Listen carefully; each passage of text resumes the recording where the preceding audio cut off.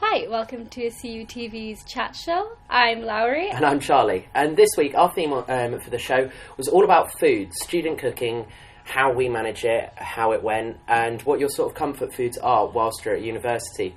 Later on in the show we've got a cooking segment where we went head to head trying to cook out of a basket of mystery ingredients. And we've also got a few stories about what it's like cooking at university. So you were just saying before we started that when you first cooked at university, it didn't go so well. No. Basically what happened is I was trying to make a grilled cheese sandwich, or like my variant of it, which as you'll learn, my variants tend to be bad. So basically what happened is I got a pan and everything was going well, and it wasn't necessarily the cooking that went bad. It was the fact that I'm an idiot. And I decided to touch the pan instead of the handle. So you burnt yourself. Pretty bad? Well, kind of. I got like a blister. It was gross. Okay. It was a good time. No, I'm kidding. It was terrible. But I did have another disaster after that. I once set a cookie from Domino's on fire in the microwave. Why were you trying to microwave it? Okay. To make it warm. Everyone knows that they're the best when they are warm. Right. So you decided to stick it in a microwave. How did you set it on fire then? Did it just... I think I just left it too long. I got cocky and I left it for too long. Right, okay. So there's always... I find that when you get cooking at university, especially having been here for like 3 years now, that you find you fall into a set of comfort foods that you tend to cook for yourself. Like when you just can't be arsed and it's been a long day and you know the ingredients are cheap from Lidl. So you cook that one comfort food. Third year psychology student Emily told us that her comfort food was bangers, mash, onion gravy and peas. That is too, too intricate for me. Yeah, that's so what I thought. Scrambled eggs on toast in my view. And married a third-year psychology journalism student, told us that it was Greg's sausage rolls, which I think seems a bit easier to cook. What's your comfort food when you're at university? Pasta. Pasta. That's just really bog standard, but pasta or scrambled eggs on toast. I do make good scrambled eggs, I will say that. You'd probably disagree, but... Who knows? We'll have to find out. We have to have another cook-off. Stay tuned. It's just scrambled eggs. Mine's always lasagna, like continuing on the pasta theme. Lasagna, that's really intricate, isn't it? It's not that easy. It's not that difficult. Like, you just get the different sauces and fry it up, do you make them from stuff. scratch? Because in the game that you complained that the sauce was not homemade. No, I make it from the Demio's bottle that you can get because it's like 2 for 1 with the other part of the lasagna stuff. So I feel you might as well. But yeah, there's a couple of comfort foods that people always go back to. I know my housemate Chaz, his one that he finds really easy to cook is a stew. Because he's a chemistry student, so he likes waking up, preparing it all in the morning, and then like leaving it in the oven and slow cooking it for the whole day. I would be too scared of burning down my house. Pretty much, yeah. We somehow, for some reason, trust him with it. But then what it means for the rest of us is that we get to come in from university at like 5 to the house be like smelling of that sounds really slow cooked beef or whatever. In my house, it typically smells like refried beans and pasta, which is something that my flatmate decided to put together once. And it was cold, so that was great. Refried beans. I'd never heard of them before in my life until that day. And he comes in and he has this like goop. That's pretty much how I can describe it. And I'm like, what is that? Because it didn't look like tuna pasta. It didn't look like any pasta that I have ever seen. And he's like, oh, it's refried beans and pasta. I don't know whether that's a good combination. I haven't been willing to try it yet. If you've got any experience with trying any of these foods, or if you've got a comfort food of your own, remember to tweet us at Cardiff Union TV or get in touch on Facebook. So one of the other things that we were sort of asked about, and it's something that I've been thinking about throughout the rest of the week when we sort of started planning this show, was the idea of what is included in your standard like weekly shop. Okay. Because I think that's something I remember feeling very grown up about when I first came to university, and texting my mum like, "Mum, I've just done my first big shop," because it was always the big shop back home. Big shop. Not like as opposed to little shops or something where you just popped out for like a pint of milk. And feeling very grown up when the majority of your stuff wasn't like alcohol or crisps and chocolate. But what goes into your standard weekly shop, or what do you think needs to be included in like a student weekly shop? Well, for me personally, I'm known to buy heaps of carbs, which is a bad time. Shouldn't do it, but I do it. I am known notoriously for avoiding vegetables and fruit, but I do get grapes and I do get strawberries sometimes. I get, pasta, bread. I'm known for donuts recently, but they're really cheap in Sainsbury's, so that's good. So carbs is like your recommendation to get on the list as soon as possible. Otherwise I can't help you. But in general, you should probably include some vegetables in there. Somewhere. Give it a go. I do have frozen veg in my freezer. Not that I use it, but I do have it. But it does exist. It is there, and I tried my best. My mother asked me the other day, actually, like, oh, do you eat, like, vegetables at uni, or do you just eat, like, stodge? And I'm like, no, I eat lots of vegetables all the time in my pot noodles. So you lied to her? I lied to my mother, yeah. It's awful. I always find I think the one thing that I've been like really tried to do whilst at university, and I've been relatively successful for over 3 years, is staying away from things like pot noodles and ready meals, because it's such an easy trap that you can fall into. And in the long run, it can be more expensive. And so the habit I really got is the reason I love making a lasagna is I've got this big Pyrex dish that you cook it up, and then it's got a almost like Tupperware top for it. So you just put that on and stick it in the freezer or the fridge, and you've then got your food for like the next 5 days. My flatmate Dan does that. He makes loads of huge meals in this really big heavy pan, and I can barely lift the thing when it's empty. I don't know how he's doing it when it's full of stuff. And some of the stuff he makes was sort of like, what is this, what is that? And then he's like, oh, it's just chicken and rice, but it doesn't really look like chicken and rice. Sorry, Dan. But he makes beef stroganoff a lot. Okay. He's a big choice. cook. It does last him a long time though, but he has been known to like leave the tops of the pans off, and he just leaves it out in the open for like a couple days, and we're sort of like, Dan, how are you alive? But then we realise that we're all students, so... Fair enough. If it's working for him, then it's working. He doesn't do it so much anymore. Now, an agreement that me and my housemates, so originally when I came to university, I lived in Student Village, so a collection of houses owned by the Students' Union or the university. So there was like 10 of us in this big house, and then 5 of us have ended up living together in second year and now in third year as well. An agreement that we sort of fell into in second year was all cooking for each other. Right. Each night somebody else would take it as a different turn, because we were finding instead of us bulk cooking these meals and having the same thing for 5 days, we were then, cooking it, 5 of us eating it, and then different meals each night. Yeah. And you realistically only have to cook like once a week, so... Like in my house, a few of my flatmates do cook for each other, but it's difficult because we all have different preferences. Right. Like one of us is a vegetarian, one of us doesn't like, certain things, one of us... sometimes just can't be asked. So a few of them cook for each other, but mostly I just make my own stuff because I just find that a lot easier. I am known for making sausage pasta, which is essentially pasta with sausages in it. That's about as far as my expertise goes. Brilliant.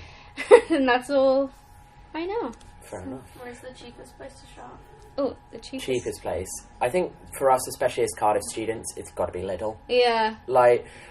you can talk about getting 15% off with an NUS card at Co-op here in the Students' Union.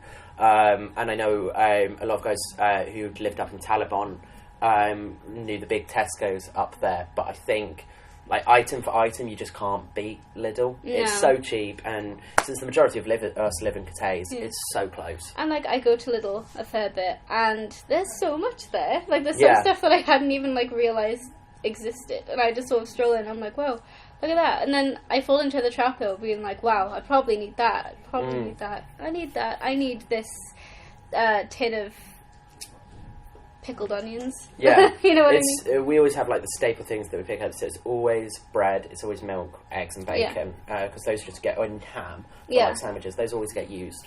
Although the one thing that change we made last year to try and be more healthy was I think around this time last year we started going for like mixed seeded bread instead of just like white. Yeah. And even though it's not really that much of a difference when you look at it, you feel a lot healthier. Yeah, and it's not a difference in price. So because I buy sometimes seeded and sometimes brown bread and stuff like that. And there's no difference. You're still eating bread, but I feel a lot better. I'm just like, I don't buy white bread. I buy this bread, whole grain bread. I'm so healthy. I'm so healthy. I love health. And like some people say that Subway is a lot healthier for meals as opposed to like Greggs or like burgers and stuff like that. I doubt it, but I still feel a lot healthier when I go in and say, oh, I'm going to get a sandwich instead of like a burger, which is it's effectively the same. It's true. Yeah, thing. It is, but you kind of feel a bit better about it, don't you? So I do think Lidl's probably the cheapest place to shop at, and it's great to do. One thing that we've started doing when we look for our meals, because obviously I tend not to decide what I'm cooking that night until I get into Lidl and start having a look around, and then inspiration comes to me, and that's fine. But first off, there's 2 reduced sections in Lidl. There's one like right down near all the butters and stuff like that, and that's like general items. And then there's another one on like the meat island bit, which is all the reduced meat. So we go to like that place first, and it will all be like 30% off stuff. So you can end up picking up like a couple of chicken kebabs, or like we found some pork chops there the other week for 30% off, and then it was sort of like you pick that up first and you're like, right, okay, well now I can just build a meal around this, and overall it's going to work out cheaper, and it's something that I might not have thought about cooking in the first place. Otherwise, if I'm looking for new meals, I always recommend for people BBC Good Food. Oh, right, okay. They actually have a student category. Because I was going to say, I have no idea what to cook. I just make the same things in rotation. I recommend BBC Good Food. Okay. So it's BBC's recipe website, essentially, and they have a student category, which is all really cheap bulk meals that don't take long to cook. So there'll be maximum, like, 40-minute cooking times. They'll serve 4 or 5 people, and they'll cost you less than a tenner to make, and it will last you most of the week. And there's a real mix of things on there, from different types of pie, curry, pastas, and even down to, like I said, refried beans. They have there's a really good recipe for refried bean quesadillas the other day, which I thought was like great, and we gave it a go, and actually everybody really enjoyed it. Ooh, because this is off topic, but what is refried beans? So from what I remember, it's like kidney beans and different types of beans, and then you fry them up and then like mash them. And then, so in the quesadillas, you'd then put them between 2 tortillas and then fry either side of it. So it is refried. And beans refried. Yeah, exactly that. So, and it was actually really nice and good, like handheld food and stuff. And we put some cheese in it as well that melted quite good. So that sounds really nice, actually. I need to stop doubting refried beans. I need to give it a go. Maybe that's it. That's my New Year's resolution. Our producer Emma put together a basket of miscellaneous items that we had to try and create a meal out of, from all kinds of weird decisions being made about uncooked lentils and a big debacle about an egg. Here's what happened when we went head-to-head in our cooking challenge this week. So you want to be a player, but your wheels ain't flying. You gotta hit us up to get a pimped out. Welcome to the CETV kitchen, where we're going head-to-head this week in a game of trying to make ourselves a meal out of a few staples of student life. I can already see some pasta. I feel I'm going to be relying on that quite a bit today. I see lentils, which is not a staple of my diet by any means. Never had a lentil in my life. I don't plan on using the lentils, I feel like. I might add a nice crunch. Okay, cool, like a little topping, that's great. So yeah, we're going to be kicking off this challenge. How long do we have? 45 minutes to half an hour. Brilliant. We'll better get that clock rolling and start going.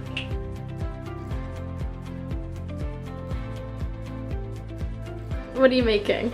Well, apparently pasta and sauce, because that's like all we've been given.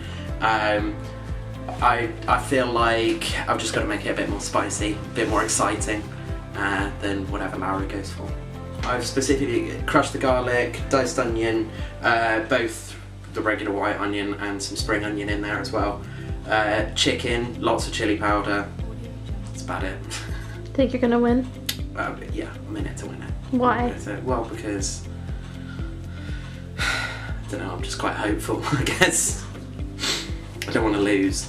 Do you have cooking experience? Not really, no. Apart from, my dinner each night. Do you have good dinners?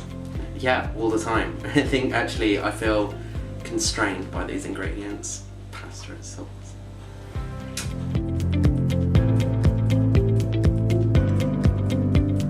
So what are you making? I'm making pasta with some spinach, with a little bit of mushroom, a little bit of garlic, just keeping it traditional and simple, keeping it vegetarian for my veggies out there, And yeah, so I feel like it's going to be a good meal. Any cinnamon in there? Yeah, a little bit. I thought that was a little bit of like a rogue element to it. Cinnamon, no one's expecting that. It's festive, it's fun. So yeah. Think you're gonna win? Yeah.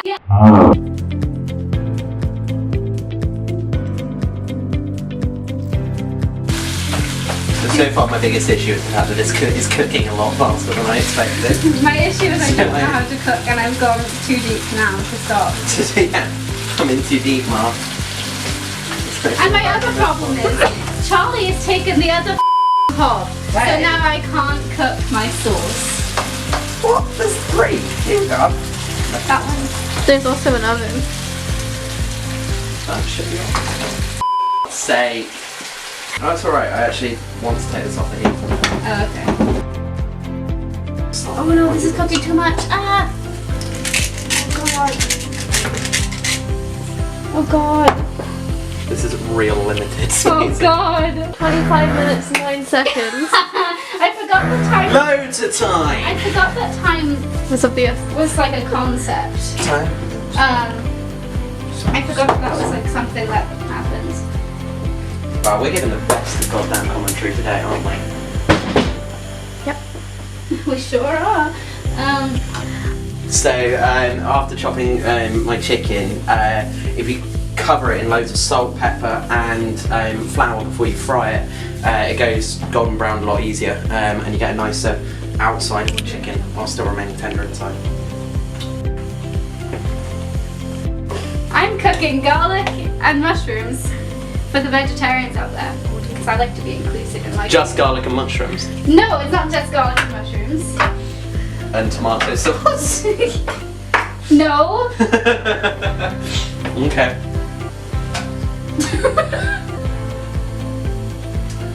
Category 3 is salt, my friend. I'll see you in court.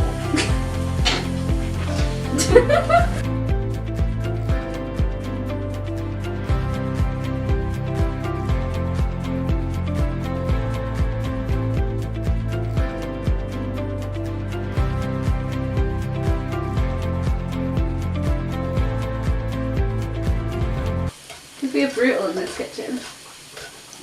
This is good. Oh. Do you want to use this like a actual thing so you don't scrape the bottom of? Thanks. I was going to refuse the offer based on pure like spite, but we're better than that in the CUTV kitchen. I'm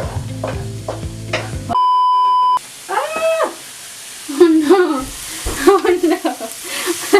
Do you think this should be a regular feature, Lowri, like us cooking? That would be quite fun. Like a, Are you even supposed to do this? I don't know. What? I don't. Do you need some help? No. 5 minutes left. 5 minutes left. Okay. Ah! Right. Ah! What the hell? The pasta's going to be a little bit al dente. That's fine. Oh god. Ah! Ah! Oh my god. Oh my god. No! You've completely taken the colander from me, you saboteur! Oh, I needed the water. Whoops. Oh. Maybe you can use Lowri's. Yeah, I'll offer you. And you can have my. Crap. Yeah, if you put your saucepan underneath this. There we go. Teamwork. Let's go. That's gross. Competitive game, this is. Cool.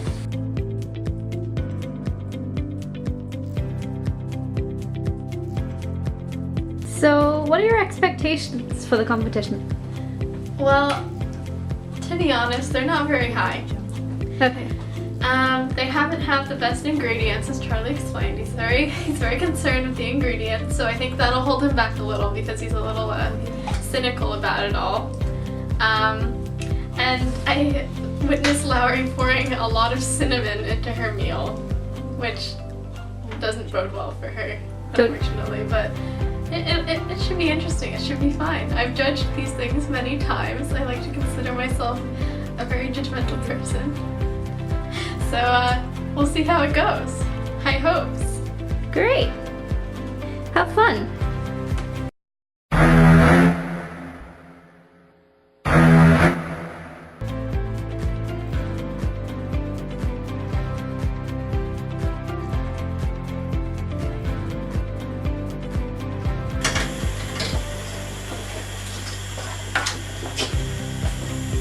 Get out of here with that. Sabotage. No, but now it's gonna be cold. I didn't even think about that. I think that's fine. I think it will stay warm for like a bit. Oh God.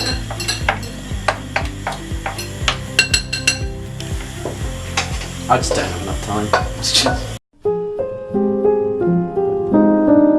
Yeah, man. That's rogue. It is. You didn't mention an egg before. I didn't need to, you know. It's almost like this is a competition. If I have enough time. The egg was like just the masterpiece. What? The final like bit on top. What is it? What kind of egg is that? What? Poached. Aha. You know, that's how you poach an egg. Scramble it like the rest of us. What do you do? Just bit of egg in the microwave or something? No, like first of all, I don't own a microwave. Second, what? How do you not own a microwave? we weren't given one, and we can't afford to buy one. They cost like $5 in Tesco's.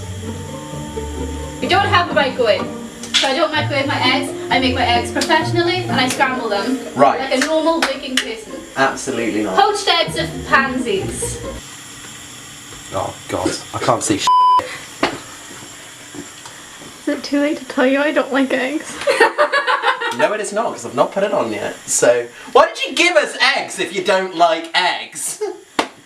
I feel I've just been standing about with eggs for no reason now. Do you just not like eggs at all? So there's just no point in putting it on? Right, okay. Done. Meal done.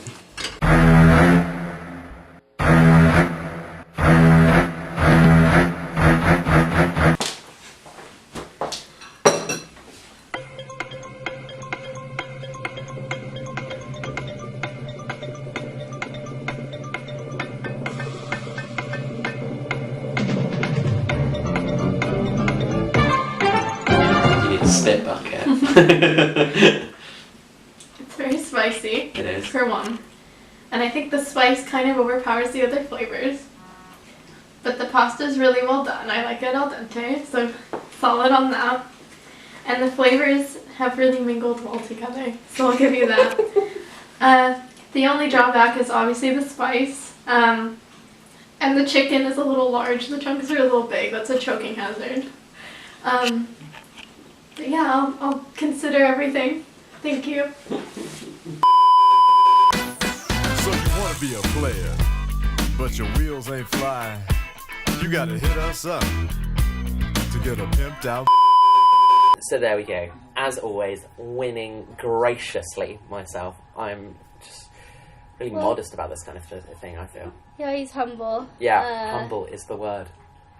Yeah, well, I took my loss on the chin. Mm-hmm. I thought the cinnamon was a great idea, and I thought the lentils added a nice crunch, but apparently... You say you thought the lentils added a great crunch, but when attempting to eat it after the cameras had stopped rolling, I don't think you got further than about 2 mouthfuls in. It was less the lentils. Sorry to call you out, but...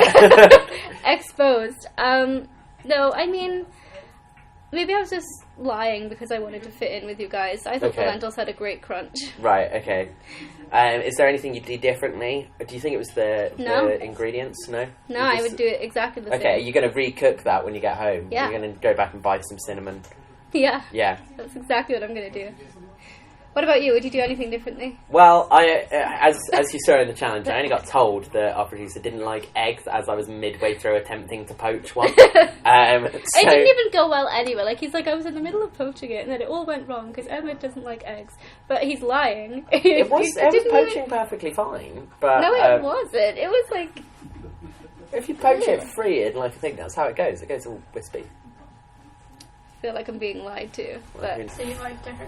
Who knows? But I thought that was going to go really well with it all, but apparently I was wrong. And I do feel like, I don't know, I think with what we were given, especially it was the jar of sauce that threw me off. Yeah. And I think we both ended up going for something quite similar. Yeah, you complained so much about the sauce. And but, the thing is, you used chicken, right? And that was my original intent. So I'm like, we can't both use chicken.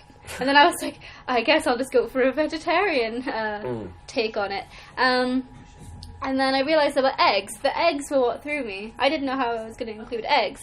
That's why I threw one in. I wanted to be really rogue with it. That's what I did with the cinnamon, but apparently that didn't go over very well.